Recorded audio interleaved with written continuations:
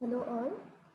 Today we will see the next topic from unit number 5, that is fractal generations. Okay. Now let's see what are fractals first. The meaning of you have seen what is curve, right? Curve is nothing but a straight line that is twisted and turned by help of different techniques. So you must have seen what is Bezier curve, what is this line. Now the next part is the fractals. Now fractals, what do you mean by a fractal? Fractals are very complex pictures that are generated by a computer from a single formula. They are created using iterations. This means one formula is repeated with slightly different values over and over again, taking into account the results from the previous iteration. Now, what does this statement mean? Fractal is nothing but an irregular shape or a regular shape that is used to generate another shape from its existing shape. Okay.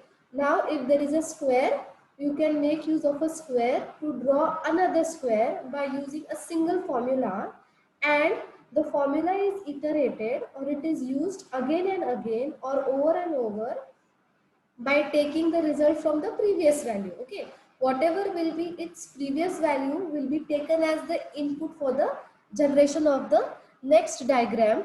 So how it is done, we'll see. Now fractals are basically means any shape and size that occur in nature. So why are these fractals used, or where are these fractals used? First we will let's understand that point. Fractals are used in astronomy, biomedical or chemistry, and others also. Now, how in astronomy? For analyzing galaxies, rings or rings of Saturn, etc. Now, I hope you know that the galaxy in the space is not having a particular pattern, or it is not having a particular shape. It is just twisting and turning around, concentrating into a certain point. Again, it is swirling out, swirling in. So what does this mean? How can one draw the shape of this galaxy in the computer? It is easy to draw with the hand, but how to make it understand to a computer? So for these things, the fractal generation, fractal creation process is used. Okay, so it is used in astronomy for analyzing the galaxies, also to see the rings of the Saturn. Then in biology or chemistry, how it is done? For depicting bacteria cultures, chemical reactions, human anatomy, molecules, plants, etc.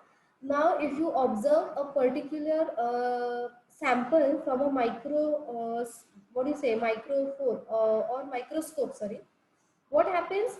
Zooming it deep into, you can see the bacteria creating certain shapes and patterns of different sizes, and they are irregular patterns. They are not having a particular pattern, they are just ringing up or swirling in around in any shape. So that is nothing but to study the chemistry or the study biological part, fractals are used.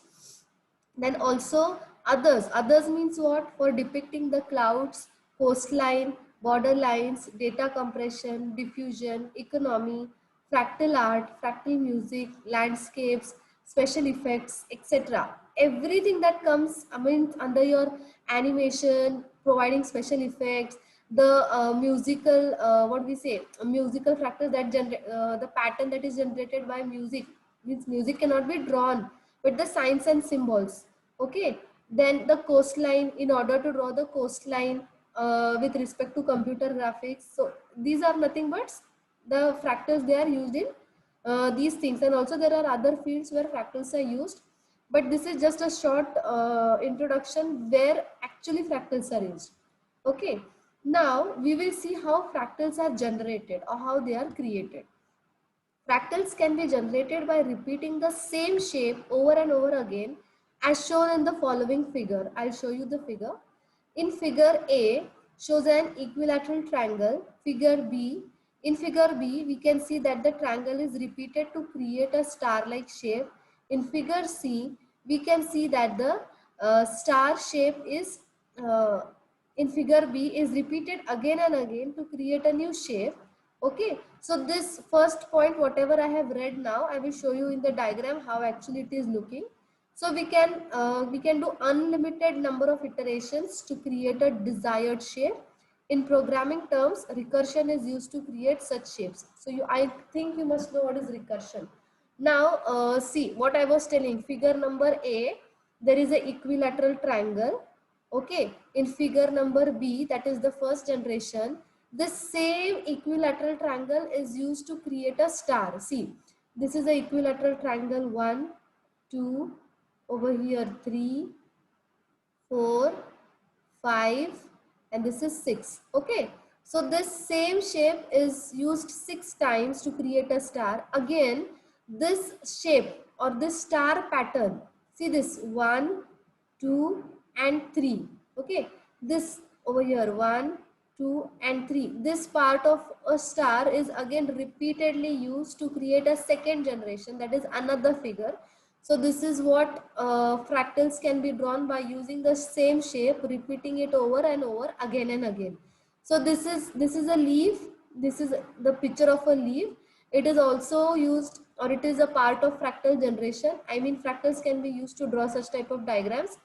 This is nothing but just an image of streaming. I don't know if you can call it a musical form or art form or anything that is indulged to see in a colorful way. So how this shape or how this pattern is created in computer graphics, these type of shapes are created with the help of fractals. Okay, so one more point I want to tell you, that fractals are not only used to show your natural or scenic beauties that appear to be in your environment, but also they are used for scientific studies also. They are also used in different industrial drawings and designs, so that the shape and sizes can be given to them in a proper manner. Then next is the geometric fractals. Geometric fractals deal with shapes that are found in the nature that have no integer or fractal dimensions. As I told you just now, geometric fractals are used to deal with the shapes that are found in nature. Everything that is found in nature can be used to draw with this geometric fractals. Okay, so to geometrically construct a deterministic non-random, I repeat, deterministic non-random self-similar fractal. Self-similar fractal means what? Repeating itself over and over again. We start with a given geometric shape called the initiator. The basic shape or the shape that is provided to you is always called as the initiator. Okay, and subparts of the initiator are then replaced with a pattern called the generator. Okay, now what is this? We'll see. This is the initiator. This is a triangle. This triangle is the initiator. And generator means what?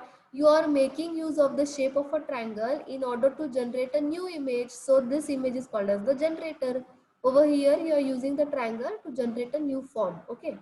As an example, if we use the initiator and generator shown in the above figure, we can construct good pattern by repeating it. Now again, you can use this generator as an initiator to construct another figure, that another or the third diagram will call as the generator again. So what happens? This 1, 2, 3, I mean this semi part is also used to create another pattern, and this process will go on continuing. Okay. Each straight line segment in the initiator is replaced with 4 equal lengths. There is a straight line, and that straight line segment in the initiator, okay, this is the initiator, it is replaced with 4 equal length lines, 4 equal length line segments at each step. So the scaling factor is 1 by 3. It is, see over here, 1 by 3. There are 3 parts, so it is 1 by 3.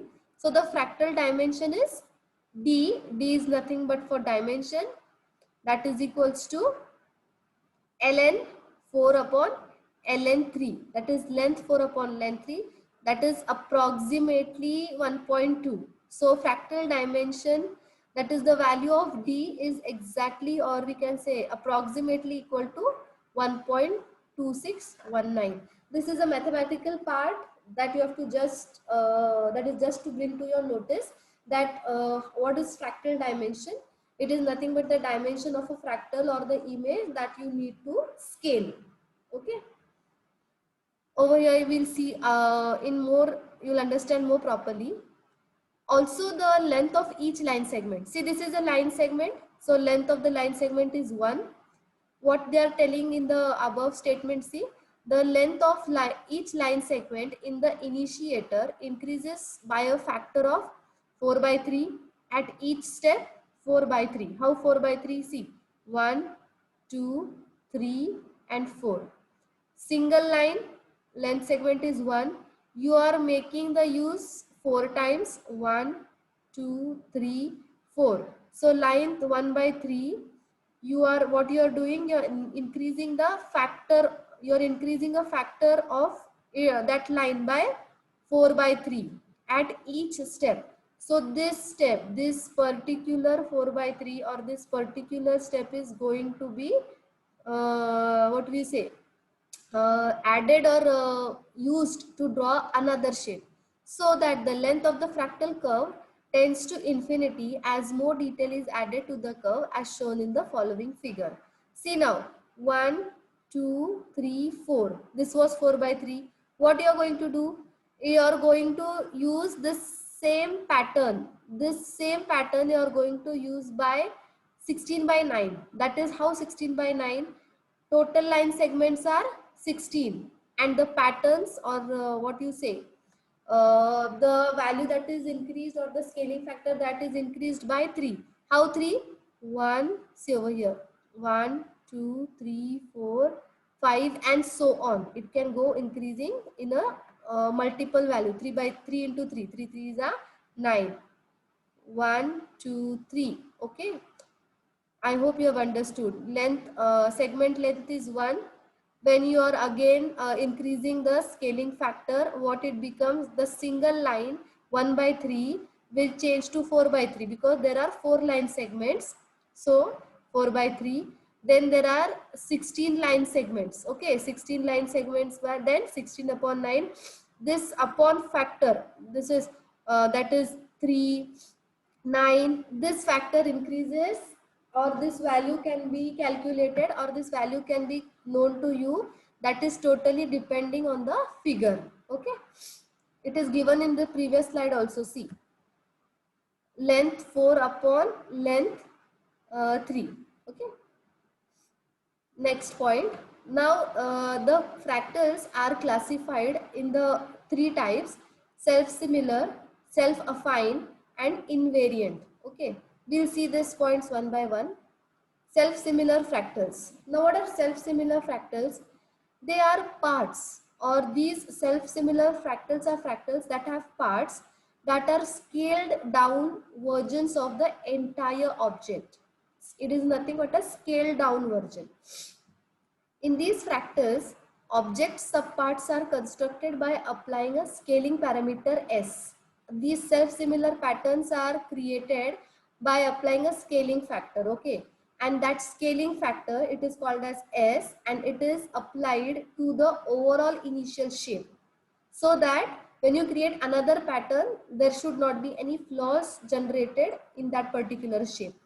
It is a choice of user to use the same scaling factor S for all subparts, or you can also use the different scaling factor for different scaled down parts of that object.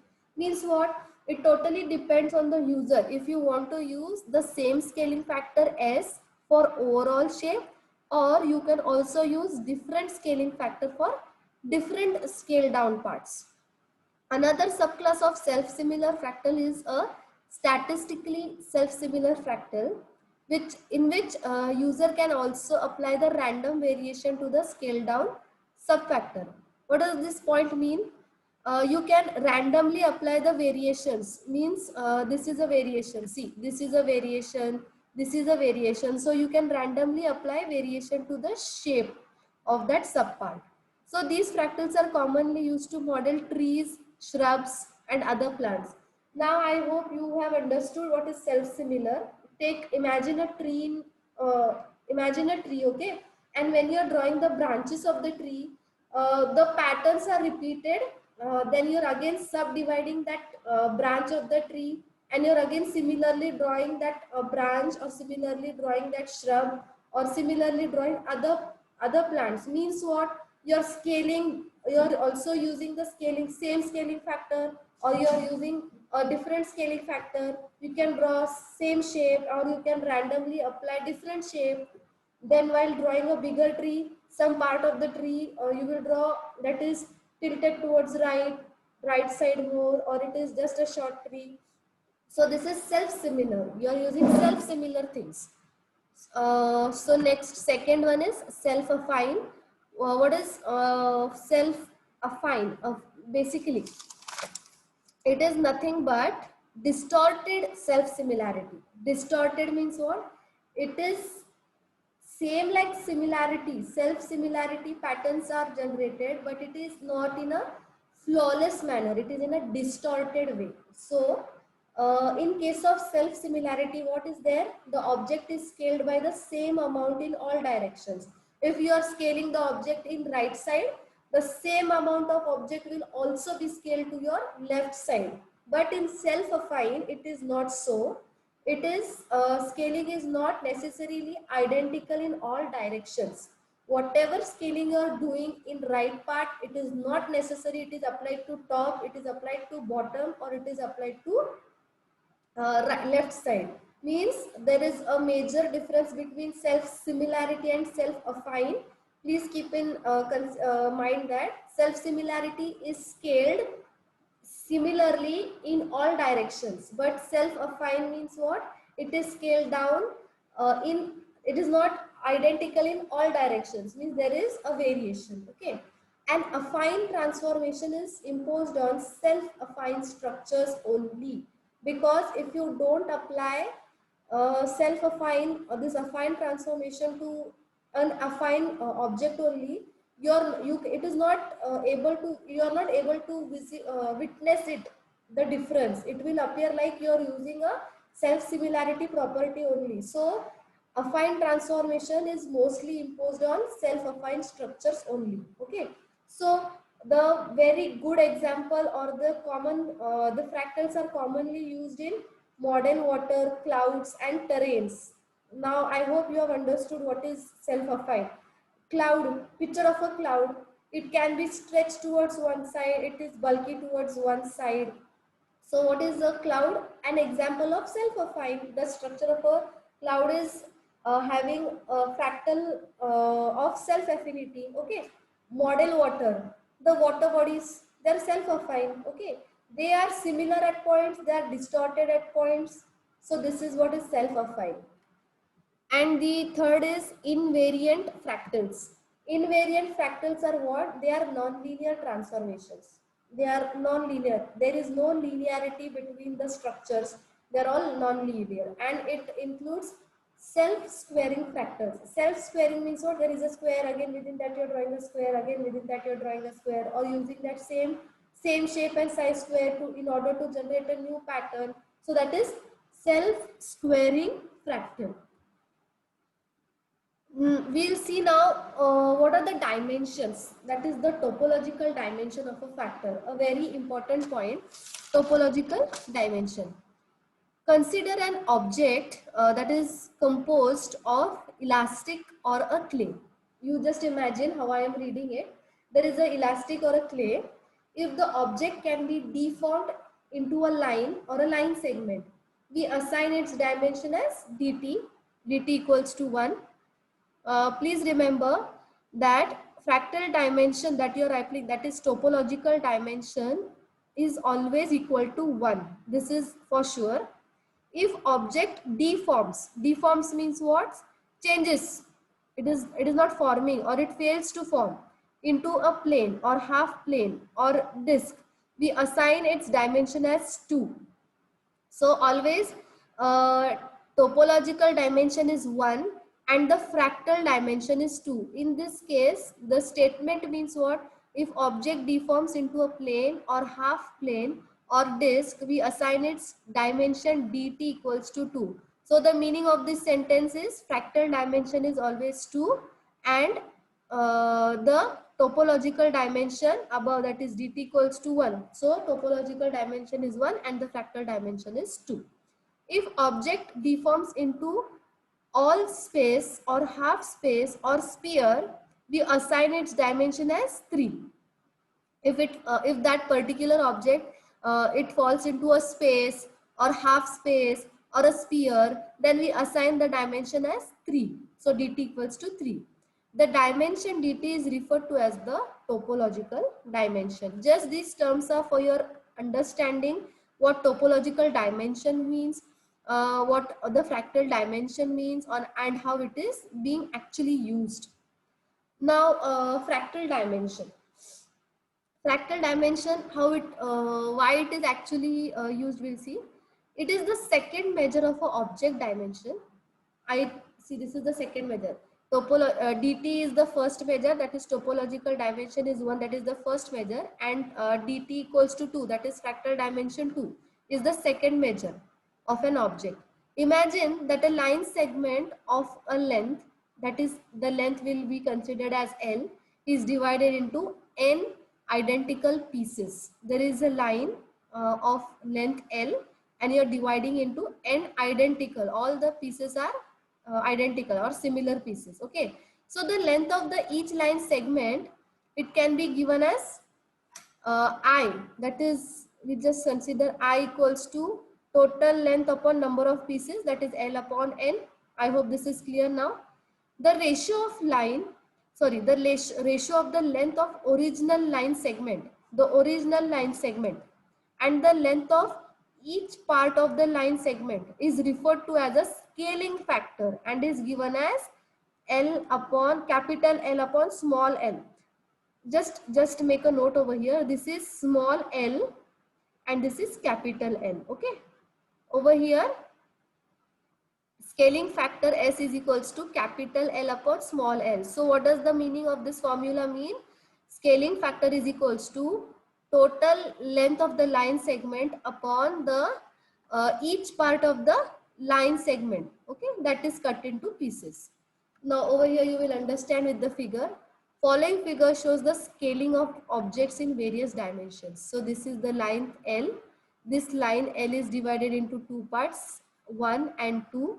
So total number of parts are n equals to 2 and scaling factor is 2. Then come to the figure number B. This is a square. The square is subdivided into 1, 2, 3 and 4 parts. So n is 4. Total parts are 1, 2, 3, 4 and S is equals to 2. Why 2? It is divided into two parts, 1, 2, 1, 2, 1, 2 and 1, 2. Scaling factor is 2. Okay. Each subpart is containing 2 squares. Now over here we will come, n is equals to 8. 1, 2, 3, 4, 5, 6, 7, 8. Okay. And S is 2. Each part consists of 1, 2, 1, 2. That is scaling factor. Everything is divided into, we can say, each two parts. Just a minute. This is 8 or 6. I guess this is 6. The cube it is 1, 2, 3, 4, 5 and 6. Okay. The cube is 1, 2, 3, 4, 5, 6. So this is 6. And each part is again divided into 2. Next, from the above two equations we can write n, that is nothing but the number of pieces that you are dividing the part, equals to S, that is n equals to S raised to 1. In other words, we can say that if we scale a line segment factor by a factor 1 upon S, then we have to add n pieces together to get the original line segment. This is but obvious. If you want to get the original line segment again, what you have to do, you have to add the n pieces together. These n pieces should be added together to get the original line segment. If there is a line segment that is cut into 4 parts, when you add those 4 parts, you will get the original line segment as a whole line. If we scale a square object by a factor 1 upon S, we will get a small square. In general, we can write n equals to S square. Okay. Then similarly for cubical object we have, refer the following diagram, s raised to 3. So over here s raised to 3, what is your scaling factor? 2. So 2 raised to 3 equals to 8. Just a minute, just a minute. This figure is 8 only. Okay, I just repeat again. This n is equals to 8. This is not 6. Please note down, this is n equals to 8 and s equals to 2. So what is your scaling factor? 2 and your n is 8. And when applying this formula for cube, what is the formula for cube? N equals to s cube. So what is your s scaling factor is 2, and 2 raised to power 3 will give you 8. So your n is equals to 8.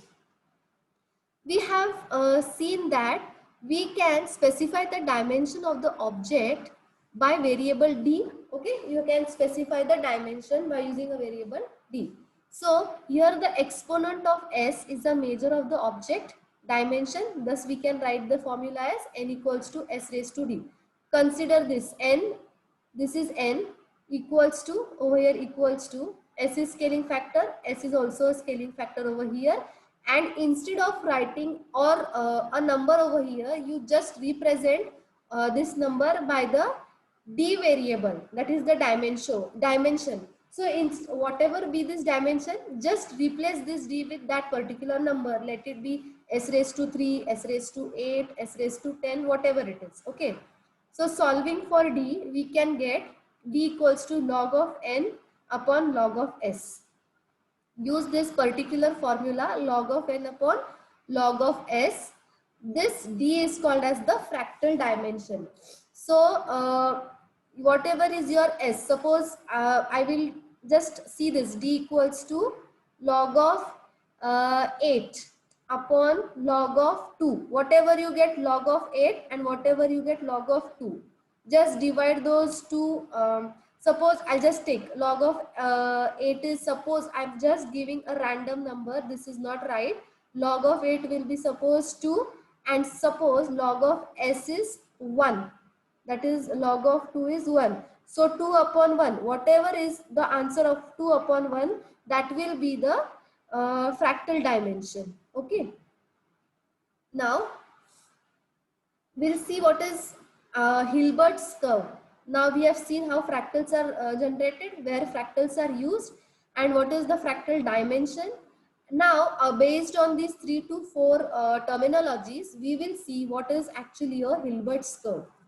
The Hilbert's curve is a space filling curve that visits every point in a square grid with a size of 2 by 2, 4 by 4, 8 by 8, 16 by 16, or any other power of 2. There was a scientist, okay, there was a scientist named David Hilbert in 1892.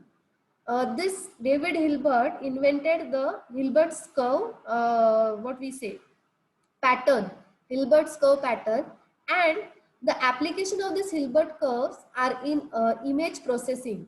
I hope you know what is image processing, or you will study later on, but I'll just tell you, especially in image compressions, whatever are your pictures, whatever the images that you suppose you want to crop, you want to compress any image, then this theory is applied with the help of this Hilbert's curve. Okay, and image processing is all related to your biometrics related field. Okay, then it has advantages in those operations where the coherence between neighboring pixel is important. This is a very important point. The coherence between the neighboring, in order to follow operations between two neighboring pixels or two neighboring coordinates, then in that case, this Hilbert's curve is used. Natural objects can be realistically described with fractal geometry. Okay, methods where procedures rather than equations are used to model the objects. I mean, there are methods that are used other than the equations. The cases where you are regardless, or you have to use procedures instead of using the equations. There are certain cases in your computer graphics where procedures are followed rather than equations. Okay, as we might expect, procedurally defined objects have characteristics quite different from the original shape. There are at times, we can say, cases where objects have characteristics that are quite different from its original shape and size.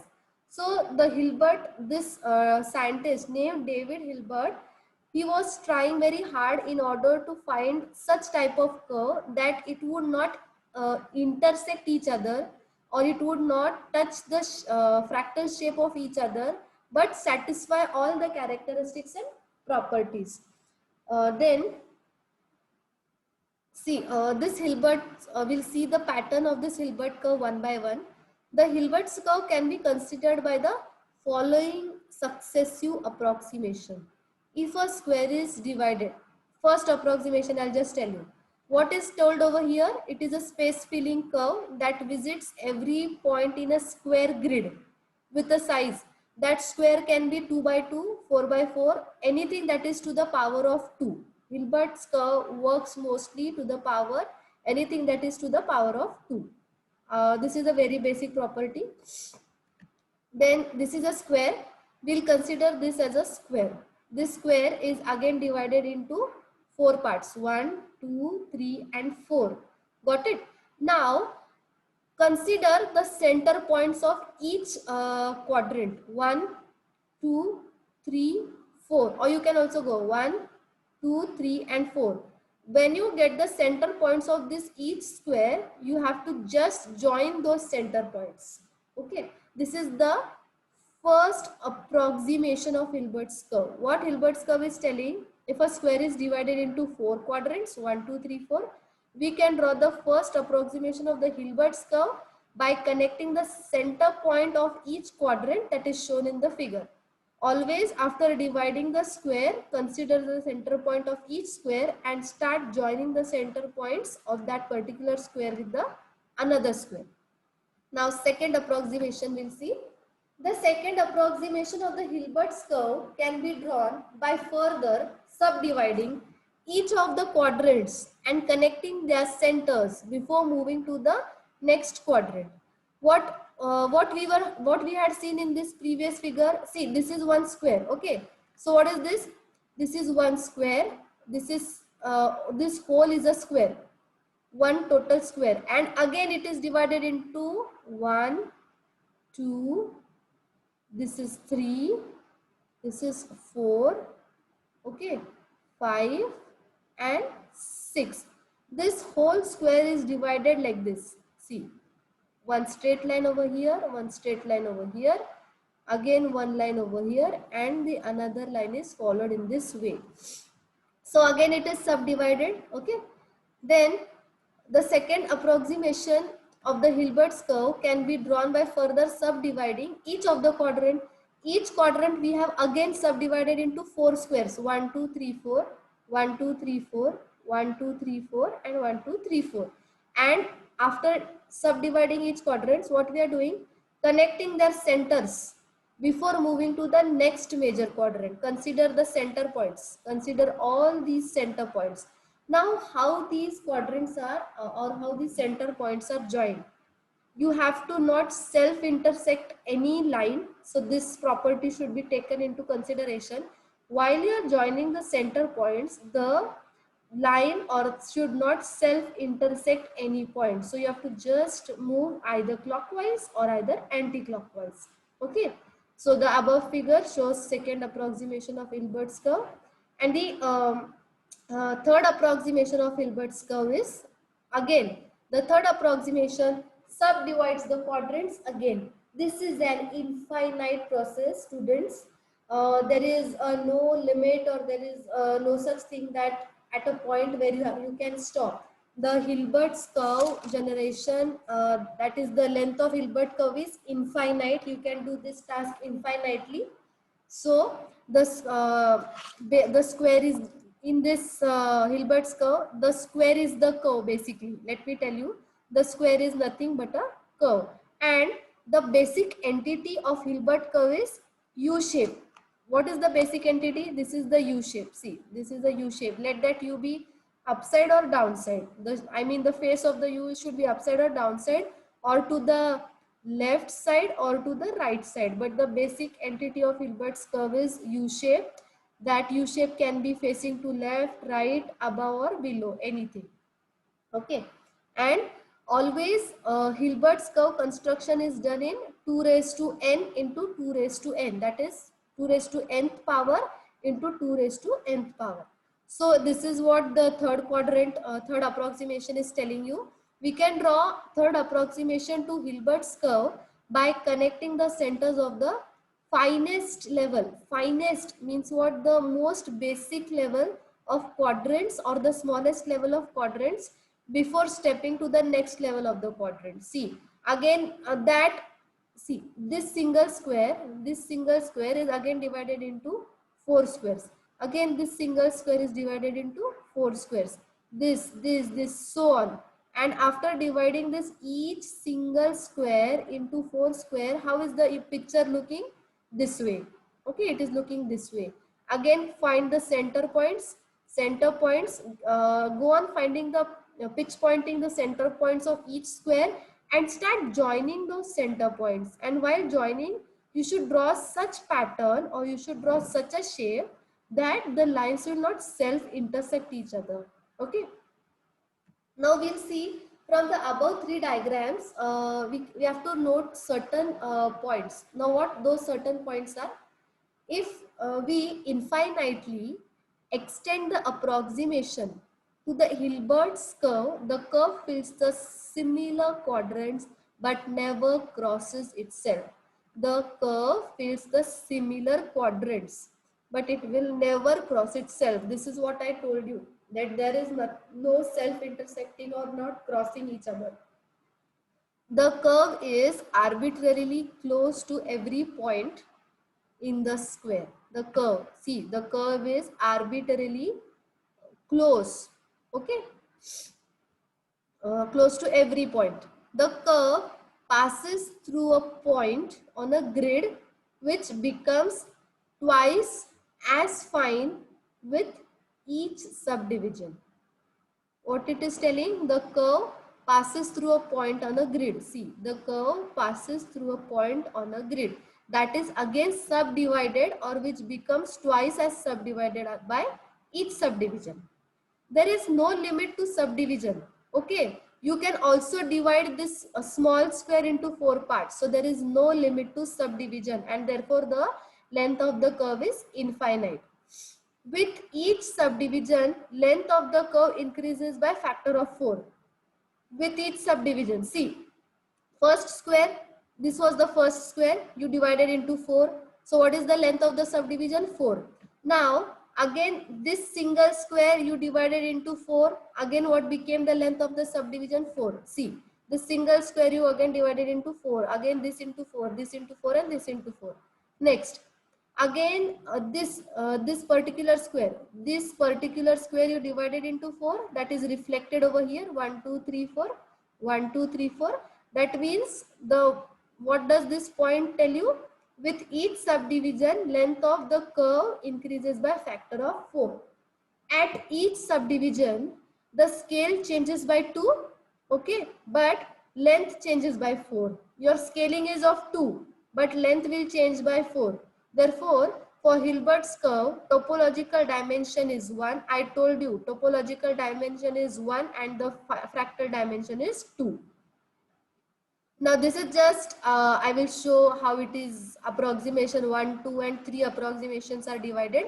This is one square, it is divided into 4 parts, and you are just following this U shape, that is joining the center points 1, 2 and 3. Okay. Then the second approximation, how it is divided.